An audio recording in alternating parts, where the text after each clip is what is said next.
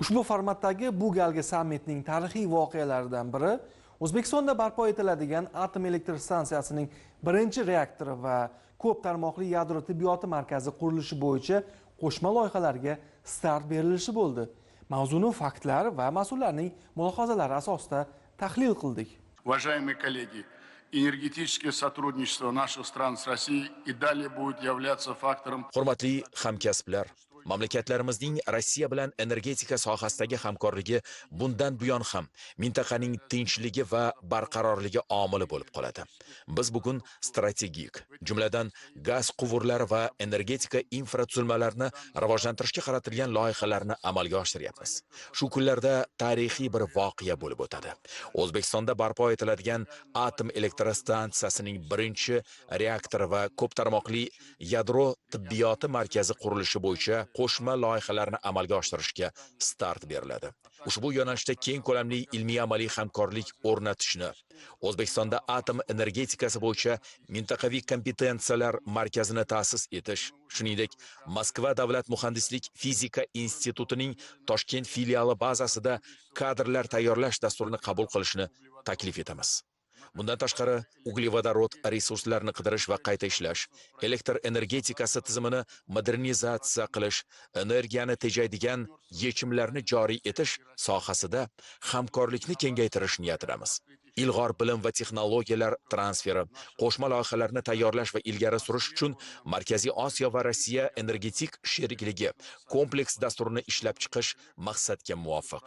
Innovatsiyalar sohasida mamlakatimizda Skolova markaziy filialni ochishni taklif etamiz.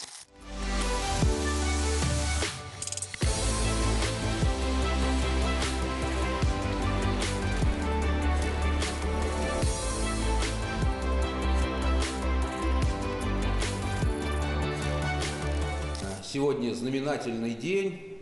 Сразу два объекта начинают свою жизнь. Bugun biz uchun muhim kun. Bir vaqtning o'zida ikkita obyekt o'z faoliyatini boshlamoqda va albatta biz bu kunlarga uzoq vaqt intildik. So'zimni prezidentlarimiz Vladimir Vladimirovich va Shavkat Miromonovichga minnatdorchilik izhor etishdan boshlamoqchiman.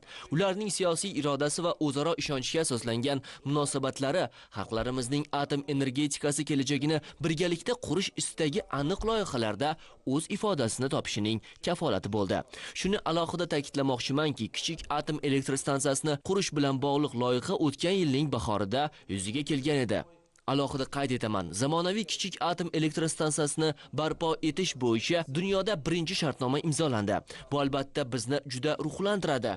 Hozirda qidiruv-tadqiqot ishlari olib borilmoqda. Uning yangi yuragi Ritem 200 tekshirish reaktori tayyorlanmoqda. Bu nafaqat sayyoradagi eng samarali reaktor, balki atom buzyorlarida ishlagani hisobiga o'nlab, hatto aytishim mumkinki yuzlab reaktor yillik tajribaga ega bo'lgan yagona kichik reaktordir. Va albatta biz bunday loyihalarni o'zimizda ham quryapmiz. Dastlabki ikkita blok umuman olganda shartnomaga ko'ra kichik atom elektrostansiyasining 6 ta energiya bloki quriladi.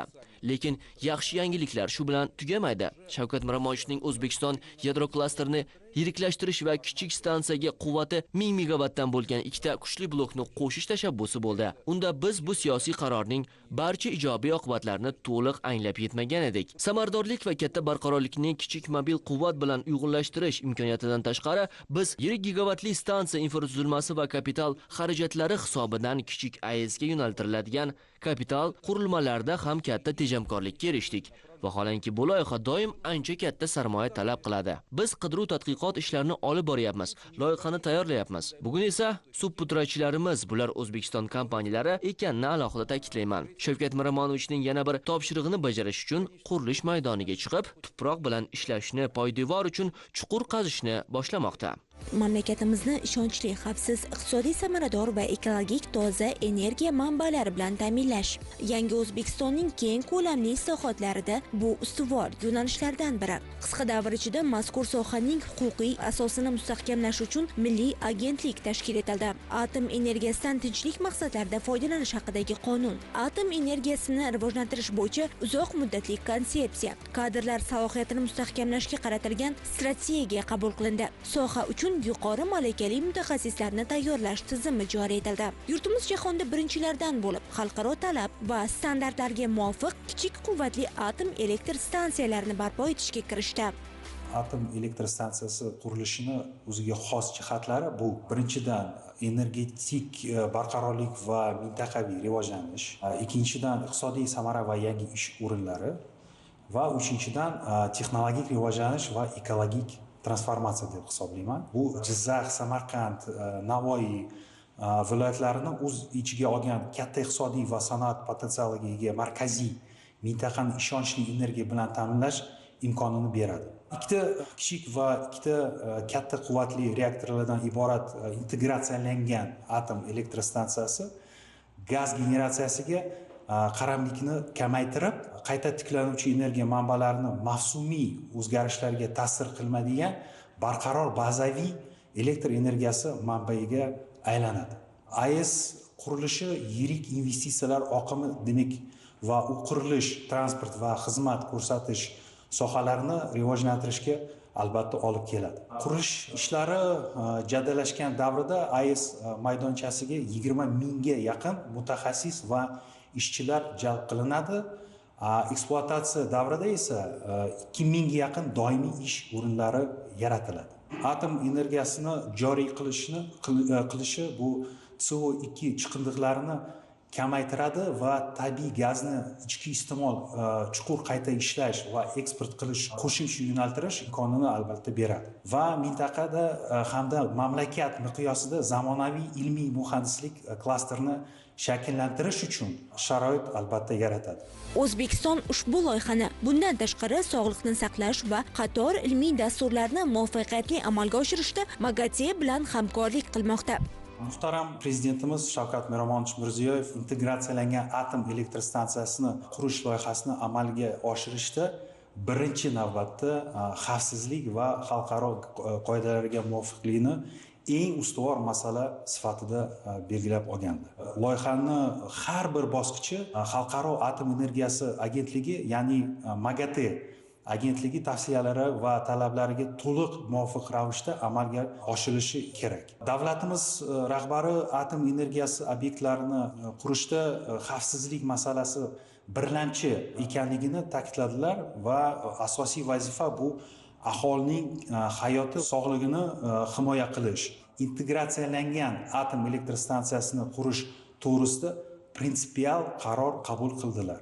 Bu dunyoda bunday turdagi birinchi unikal loyiha deb hisoblanadi. Tanlangan model jahon atom energiyasini rivojlanish tendensiyalariga to'liq mos keladi. Prezidentimiz mazkur sohaga alohida e'tibor qaratib, shu masalaga bag'ishlangan joriy yilning o'zida bir emas, 3 ta yig'ilish o'tkazdi. 2025-yil 10 fevral kuni davlatimiz rahbari atom energiyasi sohasida amalga oshirilayotgan ishlar va kelgusidagi ustuvor vazifalar yuzasidan yig'ilish o'tkazdi. 2025-yil 27 mart kuni davlatimiz rahbari kichik quvvatli atom elektr stansiyasi loyihasi qurilishining har bir bosqichi loyihalashtirilishidan to bitgunga qadar jahonning eng ilg'or tajribalari va xavfsizlik talablari tatbiq etilishi bo'yicha qat'iy ko'rsatma berdi. 2025-yil 8 avgust kuni o'tkazilgan yig'ilishda davlatimiz rahbari yana bir bor loyihani amalga oshirishda eng ilg'or xavfsizlik talablari tatbiq etilishiga alohida e'tibor qaratdi. MAGATE O'zbekistonda atom elektr stansiyasini qurish loyihasini barcha bosqichlarida toki normativ huquqiy bazani shakllantirish, loyihalashtirish, qurilish va ekspluatatsiyaga kiritishda xavfsizlik talablarini ta'minlashda muhim ekspert, texnik va metodologik yordam ko'rsatuvchi asosiy xalqaro tashkilot sifatida xizmat qiladi. 2000 MAGATE yordami xalqaro talablar va ilg'or amaliyotlariga muvofiq ishonchli, xavfsiz va barqaror milliy yadro infratuzilmasini shakllantirishga albatta xizmat qiladi. Bundan tashqari, mana O'zbekiston Respublikasi va MAGATE AES loyihasini muvaffaqiyatli, xavfsiz va samarali amalga oshirish, shuningdek mamlakatni atom energiyasini tinch maqsadlarga ishlatish sohasidagi salohiyatini mustahkamlash uchun yaqin hamkorlikni davom ettirish niyatidamiz.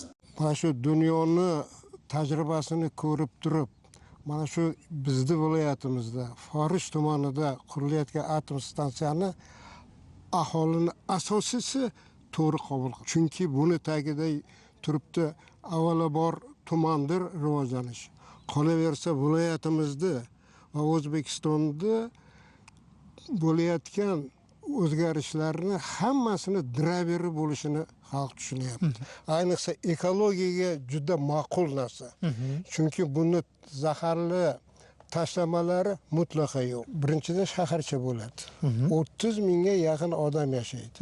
Buning uchun yo'llar quriladi.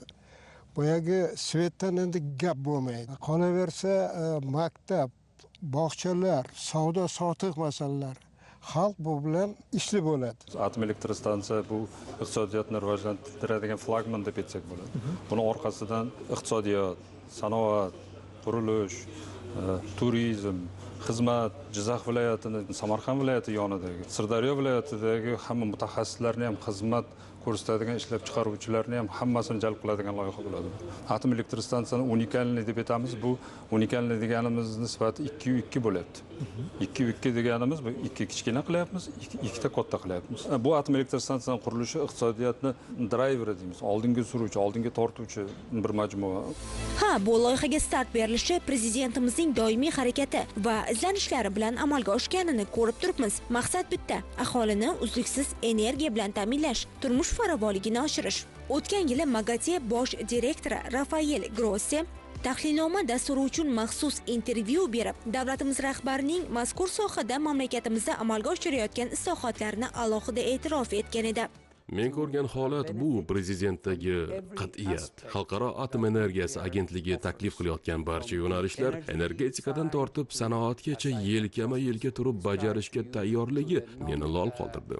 Bu ochiqlik belgisi, bu ishonch belgisi, mamlakatning o'sish dinamikasi belgisi. Biz kuchli hamkorlikka juda ham tayyormiz. Prezidentning yetakchiligi meni hayratda qoldirdi va biz u bilan ishlashga va yordam berishga shaymiz. Impressed by his leadership and ready to work with him and assist him. Fikrimcha, O'zbekiston to'g'ri yo'ldan ketyapti. Chunki ko'plab davlatlar, dunyoning ko'plab kompaniyalari samarali, tez hamda hamyonbop yechim sifatida modulli reaktorni ko'ryapti. Ya'ni yadro energiyasi bilan integratsiya. Rossiyani hamkor sifatida tanlash yaxshi bo'ldi. Sababi ularda qo'llash uchun yaxshi tajriba bor va siz to'g'ri yo'ldan ketyapsiz. Markaziy Osiyo Rossiya sammiti doirasida saraton kasalliklarini erta tashxislash va rivojlanishini oldini olish imkonini beruvchi yadro tibbiyot markazi ochilishiga ham start berilgani mamlakatimiz tibbiyot sohasini yangi bosqichga ko'taradi.